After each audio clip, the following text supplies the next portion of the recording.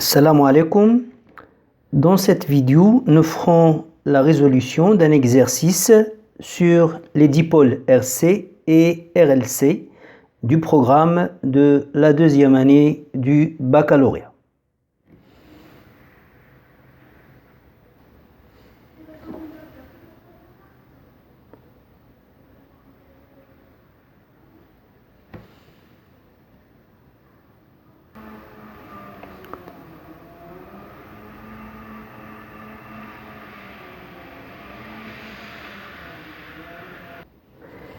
Question 1.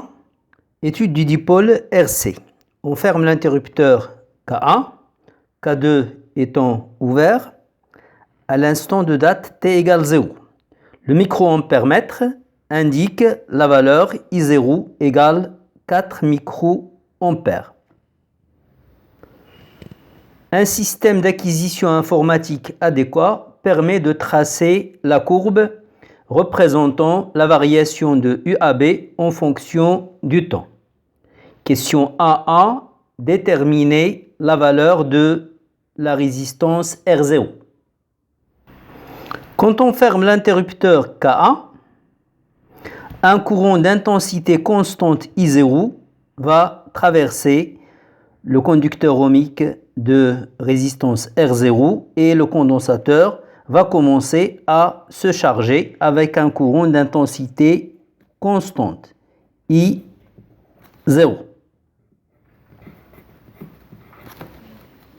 Et la charge de cette armature va commencer à augmenter avec le temps. Donc on va appliquer l'additivité des tensions dans ce circuit, dans cette maille. Appelons ce point D. Là, c'est la tension UR0 aux bornes du conducteur ohmique. Et là, c'est la tension UC aux bornes du condensateur. L'additivité des tensions, la tension UAB, c'est la tension UAD plus la tension UDB. UAD, c'est UR0 et UDB, c'est UC. Donc, 1. Étude du dipôle RC.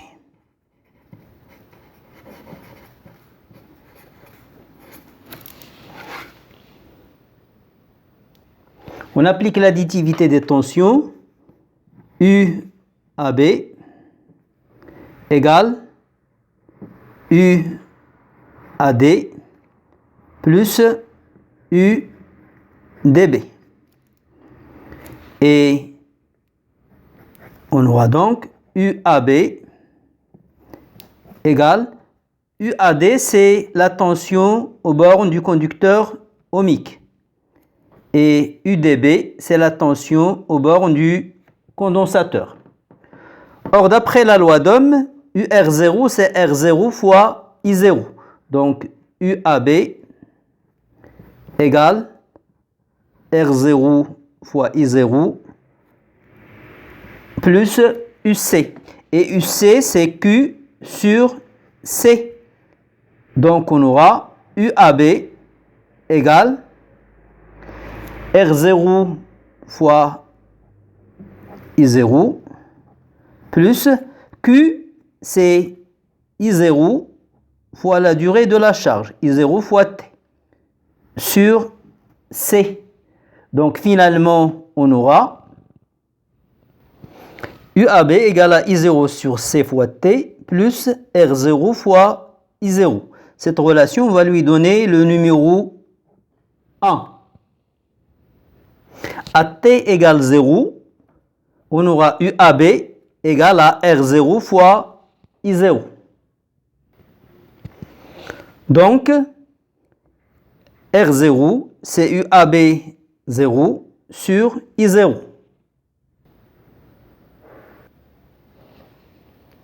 Application numérique. À T égale 0, UAB est égal à 2 volts. Donc R0 égale 5 10 à la puissance 5 ohms. Question 1.2. Déterminer la valeur de la capacité C du condensateur. Remarquez que la courbe de variation de UAB en fonction de T, c'est une droite, c'est un segment de droite affine. Donc UAB va s'écrire AT plus B. B c'est 2 volts.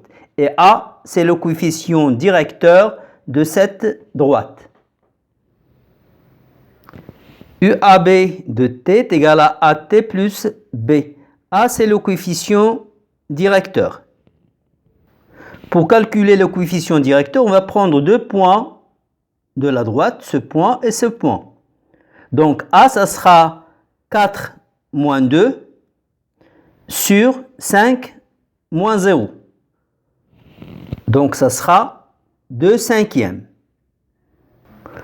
A est égal à 2 cinquièmes volts par seconde. Or, le A, si on identifie avec l'expression de UAB qu'on a ici, le I0 sur C, c'est le A. Donc, C, ça sera I0 divisé par A. Application numérique, on a le A, on a la valeur de I0, C égale 10 à la puissance moins 5 farad. 2. Étude du dipôle RLC. Lorsque la tension entre les bornes du condensateur atteint la valeur U0, on ouvre l'interrupteur K1, puis on ferme l'interrupteur K2. Le condensateur va alors se décharger à travers la bobine et le conducteur ohmique de résistance R. Ceci débute à un instant pris comme nouvelle origine des dates. Un système d'acquisition informatique adéquat permet de tracer la courbe représentant la tension UR en fonction du temps. La droite T1, c'est la tangente à la courbe de variation de UR au point d'abscisse T égale 0, c'est-à-dire à l'origine du repère URT.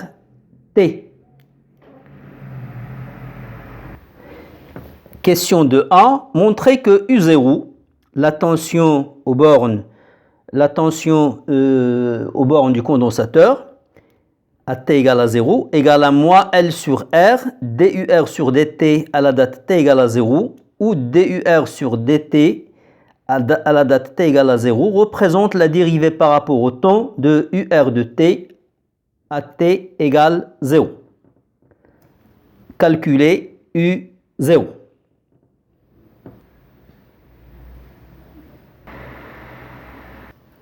L'interrupteur K1 est ouvert, l'interrupteur K2 est fermé. Donc le condensateur initialement chargé va se décharger à travers le conducteur ohmique et la bobine. I, c'est l'intensité algébrique, là c'est le sens positif choisi.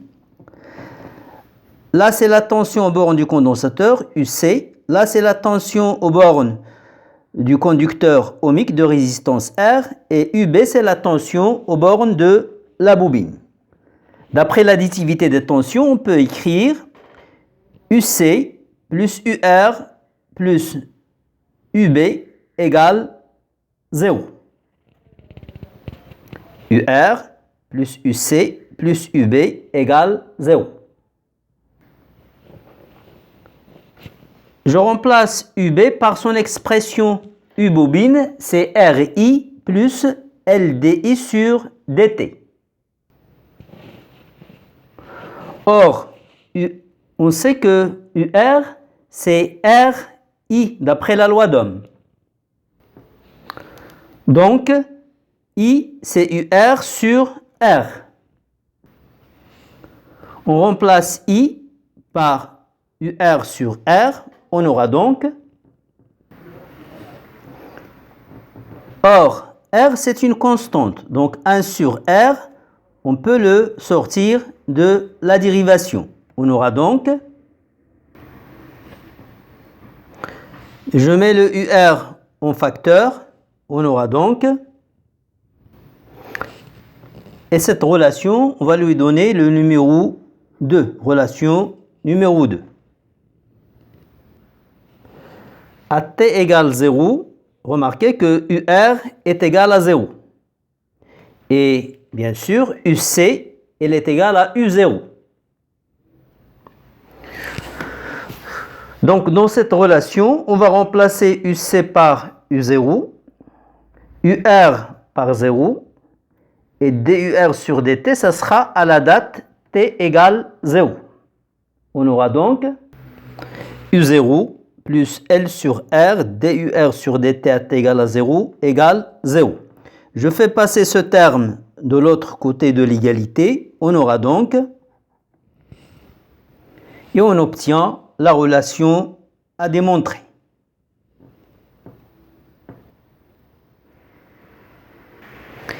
DUR sur DT à la date T égale à 0, c'est le coefficient directeur de T1. Pour le calculer, on va prendre deux points. Par exemple, on va prendre ce point et ce point. Ce point est là pour coordonnées 0, 0. Et ce point est là pour coordonnées 1, 2, 3, 4 fois 0,5, 2. Là, c'est 2 volts. Et pour abscisse, 2,5 millisecondes. Donc, le coefficient directeur, bien sûr, il est négatif. C'est 2 moins 0 sur, là c'est négatif, c'est moins 2,5 sur moins 2,5 moins 0. Donc DUR sur DT à T égale à 0 est égal à moins 800 volts par seconde. On connaît L, on connaît R, on vient de calculer DUR sur DT, donc on peut calculer la valeur de U0. U0 égale 12 volts. Question 2.2. Calculer EJ, l'énergie dissipée par effet Joule dans le circuit entre les instants T égale à 0 et T égale T1. Le circuit contient un conducteur ohmique de résistance R et une bobine de résistance petit r. Donc, il y aura dissipation de l'énergie par effet Joule. Donc, l'énergie totale de ce circuit va diminuer avec le temps.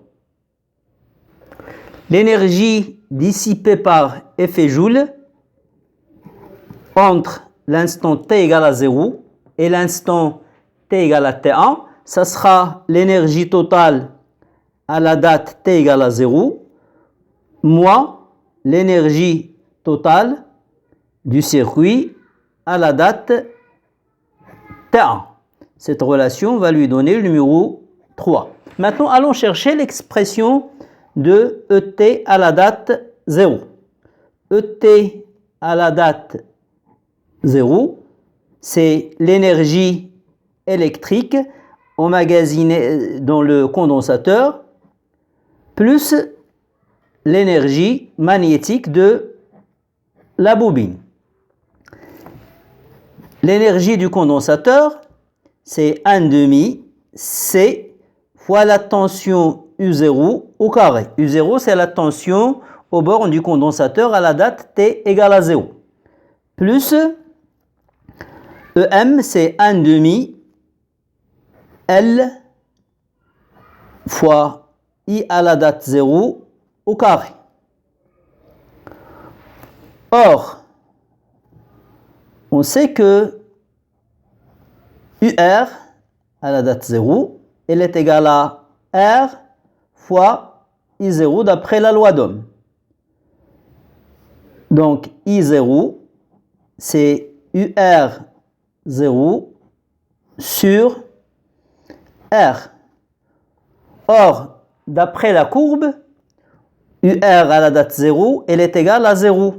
Donc, on aura finalement, donc ça c'est 0, puisque ça c'est 0. Donc, on aura ET à la date 0, ça sera 1 demi C U0 au carré. Et cette relation va lui donner le numéro 4. Maintenant, allons refaire la même chose à la date T1. ET à la date T1, c'est l'énergie électrique plus l'énergie magnétique. L'énergie électrique, c'est 1 demi C UC au carré à la date T1. Et l'énergie magnétique, c'est 1 demi L I au carré, bien sûr, I à la date T1.